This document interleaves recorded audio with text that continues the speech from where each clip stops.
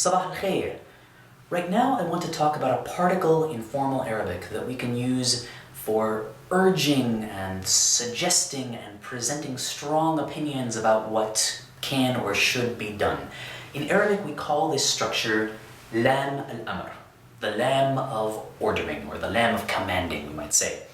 In this video I'm assuming that you're familiar with the real genuine imperative and also with present tense case endings in formal Arabic like mansoob and majzoom.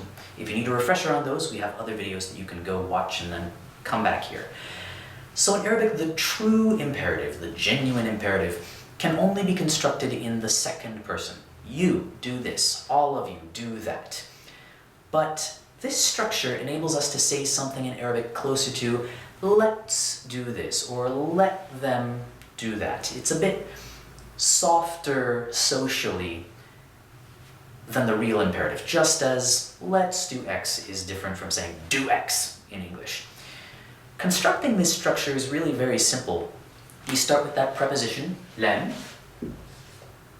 with a kasra underneath, and then attach a present tense verb in majzoom, that variant present tense ending. So if we wanted to say, let's study, we would just write li nadrus, and we would have a sukoon there, right, because it's majzoom. In a fully vocalized text, of course, we wouldn't probably have those vocalizations.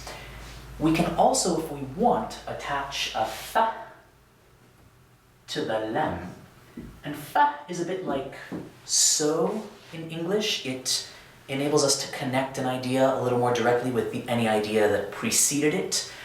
And if we do attach that fa, if we choose to do that, then the lam takes sukoon instead of the kasra that we had earlier. So we would pronounce it fal nadrus. So let's study. We don't have a lot of time, so let's get cracking.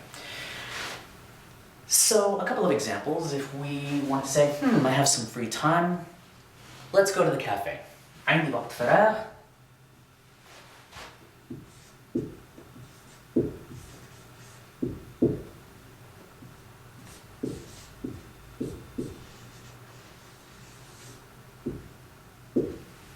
لنذهب إلى المقهى.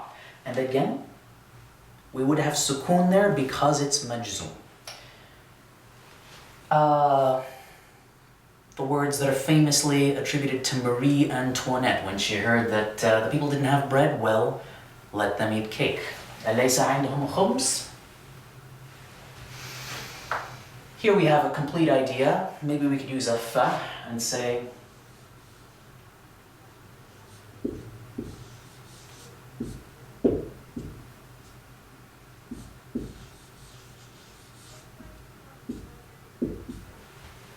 فليأكلوا الكعك. Here again, we don't have a noon at the end of our third person plural conjugation because it is in majzoom. It needs to be in majzoom, not mafua. Or if a friend were broaching an embarrassing subject that you didn't really feel like talking about, you could say, that's a sensitive topic. Let's talk about something else. هذا موضوع حساسي.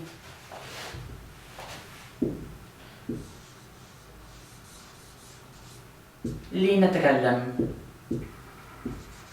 عن شيء آخر.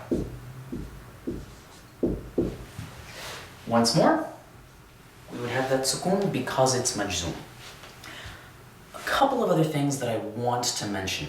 In colloquial Arabic, in Egyptian or Levantine, for example, we can also express this same idea using other techniques. We could use of the verb خلي with a subject ending, so instead of saying لنذهب, we could say let us in a different way.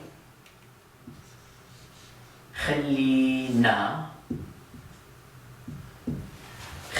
نروح على القهوة. We would probably use some more colloquial vocabulary. Or we could just say يلا and then a present tense verb, right? يلا نروح, or خلينا نروح. So here is a case where we can expect a little bit of variation between colloquial and modern written standard Arabic. Also, as with lots of prepositions, li serves a huge variety of functions in Arabic. Think of prepositions like to and at. In English, they do so many different things in different contexts. It's likely that you're already familiar with another version of li, meaning something else, meaning something closer to for, in order to, for the purpose of.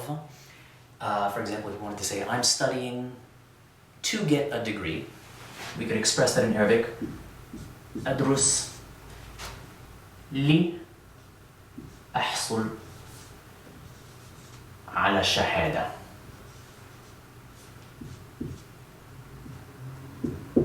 Please excuse my line, we don't have a lot of room here.